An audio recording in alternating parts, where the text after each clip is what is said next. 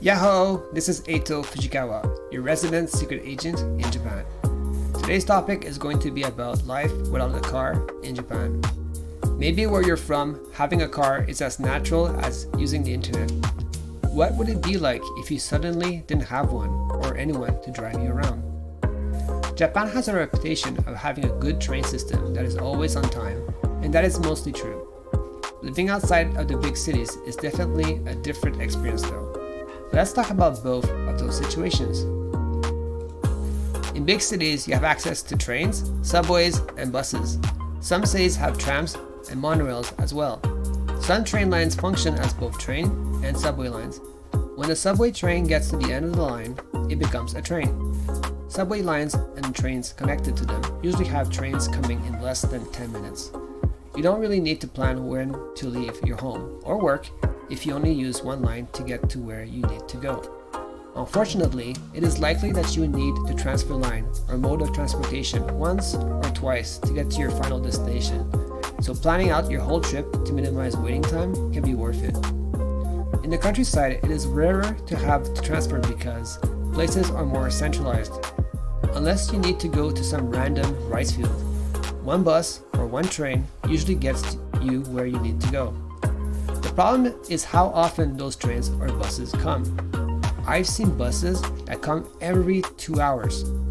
For trains, I think the longest I've seen is 30 minutes. I haven't been to every prefecture, but I believe that subways only exist in Tokyo, Osaka, Nagoya, Kyoto, and Fukuoka. Taxis can generally be found everywhere, but are much more expensive than public transportation unless you travel in a group. Taxis can make sense if you travel with one or two other people, as the cost doesn't change and just gets split up. Uber isn't a thing in Japan, so you need to call a taxi company or try to flag one down. There's a bit of a luxury feel about taking taxis, since the drivers dress in uniform with white gloves and the door automatically opens for you. Taxi drivers seem to be getting older these days, and they have started recruiting foreigners as drivers in Tokyo. Speaking of Uber Eats became a mainstream thing during the COVID era.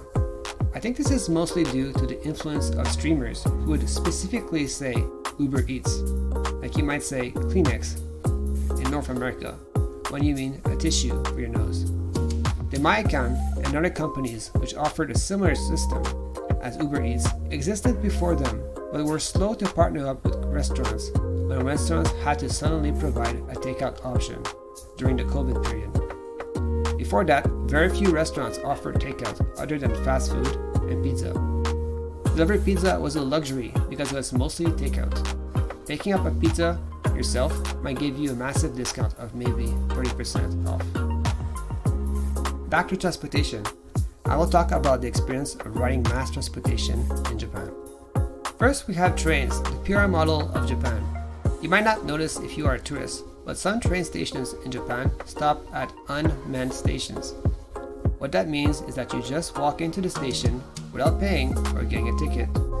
You need to pay in the train before you leave if your stop is also unmanned. If there is staff in the train station, you pay at the gate, with a ticket, or with a card charged with money. There are different cards for different regions if you want to collect them. They also have a mascot character on them. Tokyo is Suica and has a penguin on it. Cards are convenient because you don't need to check how much it costs to go where you need to go beforehand. You just pay. You can also use a card app on your phone, and you can recharge it the same way you would pay for apps or gacha on your phone. Personally, I prefer having a separate card that doesn't run out of battery. Having no GPS and no way to pay for the train is nightmare fuel. The bigger the train station, the more confusing and less convenient it becomes, ironically. The worst stations I've been to are Tokyo and Kyoto. Part of it is due to design choice. Japan is not immune to eccentric artists that design stations for looks and not for efficiency.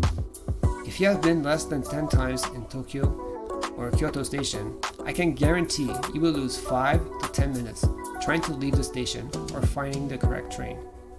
Some stations are technically manned, but the staff booth might be empty, with no idea if and when they will be coming back. Before you board a train, the final stop will be displayed at the front and side of the train, and several display boards on the boarding platform if it's not a small station. Some stations are super simple, with the train going to either two final stops. Most stations have an added level of complexity, where they have local trains and different levels of express trains. Luckily, they are color-coded. Black trains stop at every station, blue stops at fewer stations, and red tends to be the fastest because everybody knows red makes things go fast, including stoplights. You need to check what trains stop at your destination. If you can't figure it out, take the local train. It's probably less crowded anyway. The conductors will usually announce the station that is coming, the next station, and the final stop. Sometimes it's automated, sometimes it's not. It's not impossible that the driver forgets to announce the station once or twice. If your train passes a major station, they will often tell you which lines you can transfer to, and which platforms they are on, which is super helpful if you didn't plan out your trip in minute detail, but it's usually only in Japanese. Trains are quiet unless there are any crazes on them. Trains have a weird rule where you are not supposed to call anyone while on the train, but it is perfectly fine to speak to someone on the train. Of course, this never happens, but I guess it's a nice way to promote in-person communication in a roundabout way. Nowadays, our world is slowly becoming devoid of youthful voices. About 70% of people look at their phones and 25% sleep. I heard that before smartphones became a thing, people would read books or manga on the train. Trains are full of banner ads, mostly for the train company, but also for festivals or events. Sometimes the trains themselves are covered with a design to promote something, like an anime with deep pockets. You might see train otaku taking pictures of trains. Sometimes parents take their kids, often a boy of about 5 years, to watch the trains pass. These are otaku larvae. They haven't reached their full form like real train otakus. They can take risks such as getting way too close to the train track to one-up other otaku online.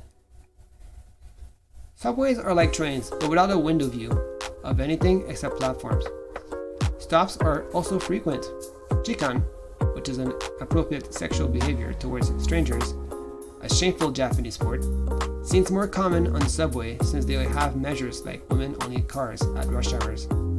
I've never been groped or seen it happen, but it seems many women experience it. Some men make sure their hands are above their heads so they won't be accused of anything.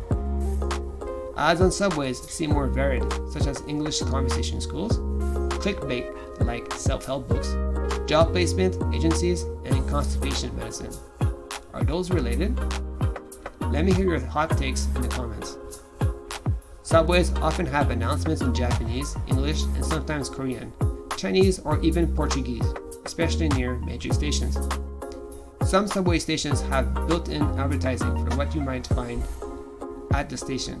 For example, one announcement might say, "Next stop is Fujikawa Station. Get off here to check out the famous VTuber store, Eito Fujikawa's secret base." If it says Fujikawa, you know it's good. Luckily for the staff, they don't make them shill on the job. Those are only pre-recorded announcements. Sometimes they are in English if it's a tourist spot. A few trains and subways also run TV ads with the sound off by the doors. Nintendo often has stuff on those that is semi-educational. Train and subway stations are often surrounded by stores, so they are a fun place to go, even if you did drive. Some stations also have stores inside, past the ticket gate. In Shinjuku, you need to pay to access those stores, just as bakeries or pop-up stores, as if you rode the train. Next up, we have buses. Buses tend to be filled with retirees.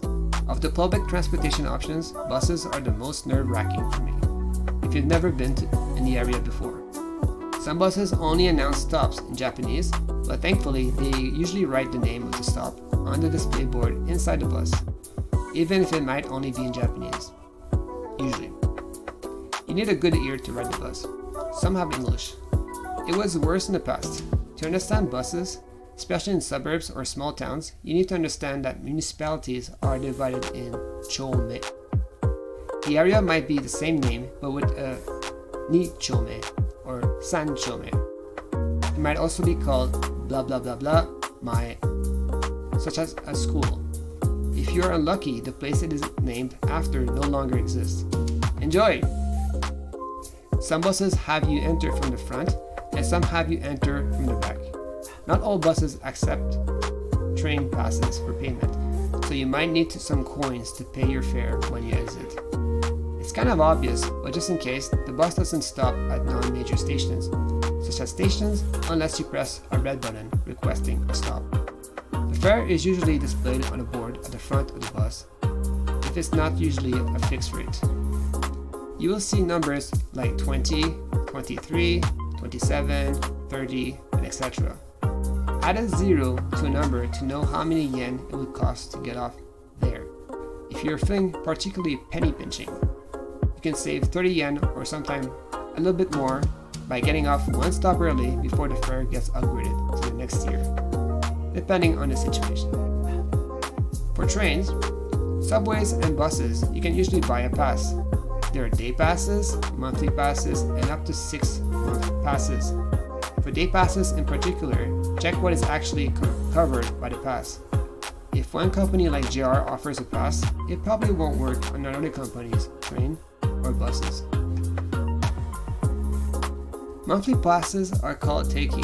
You pay your transportation for 1 month or 6 months upfront and can ride for free between those stations. Some passes allow you to stop at any station between station A and station Z, and some only allow you to stop at those stations only. Generally, the way the pass price is structured, it assumes you ride that line 40 times a month. If you work 5 days a week, that's 18 to 22 days of work, depending on holidays. If you work 6 times a week, well, it's a no-brainer. Most jobs will pay for your teiki, whether you buy it or not. If you overpay, they won't pay you more, but if you pay daily and it's less than the cost of the teiki, you don't need to give back the difference either. Generally, nobody wants to deal with that, except companies that are barely scraping by. Do be aware that the company might insure you for the transportation time, and if you got hurt because you took up your bike or walked instead, the insurance won't cover your injury, so they would be annoyed and you'd draw attention to your penny pinching. With public transportation, some routes can be quite crowded. The station staff has been known to push people to squeeze in as many people as possible in a train. This can make walking or bicycles more appealing. Walking can be more feasible than you'd imagine because Japan is compact. Unlike North America, where walking past a strip mall or office might take several minutes. In Japan, it's a few seconds, so it's more visually stimulating. Japan's pedestrian laws favor cars over people, like North America though. They're also designed to get vehicles to their destination quicker, not to keep people safe or to avoid frequent stops at lights. You will rarely see a Japanese person crossing an intersection where the situation is more gray, like the light is red but no cars are incoming, or there is no crosswalk painted on the road for one side of the intersection, which requires you to stop at least once to keep moving. People do jaywalk though, ironically. They don't necessarily do so quickly either. Japan has a terrible stop rate for people walking at crosswalks that are not intersections. I believe Kochi has the worst, with about 1% of cars stopping to let people pass. Remember that both lanes need to stop as well, so people don't get run over. The police are aware of this. Walking takes more time and your life is in your hands, but the good news is that if you do get hit, the bicycle or car will be at fault and be expected to pay your hospital bills. While there are some bicycle lanes, the general rule is that bicycles should be riding on the same sidewalks as pedestrians. Legally, they should be on the street with cars, but in practice, and if the police sees you, you are expected on the sidewalk. Many bike lanes are also on the sidewalk. Generally, you will only see junior high school students on bicycles with helmets. They're trying to get everyone to wear helmets, but they recently managed to get most people to stop using umbrellas while riding their bicycle or having someone sit at the back, so baby steps. Parking with bicycles is less chaotic than it used to be. People do get tickets for not parking where they're supposed to, unlike in the past. Parking can be free, but many stations charge 100 yen or more. If you don't want to pay, you need to observe where you might get away with it. such as convenience stores. Bicycles are still a common form of transportation. Apparently, crazy bicycle Uber Eats drivers exist in Tokyo. Be careful you don't get run down. I hope that gave you a good overview of transportation options other than cars in Japan. Let me know what you think in the comments, and please like and subscribe. Mata ne! Eito Fujikawa deshita.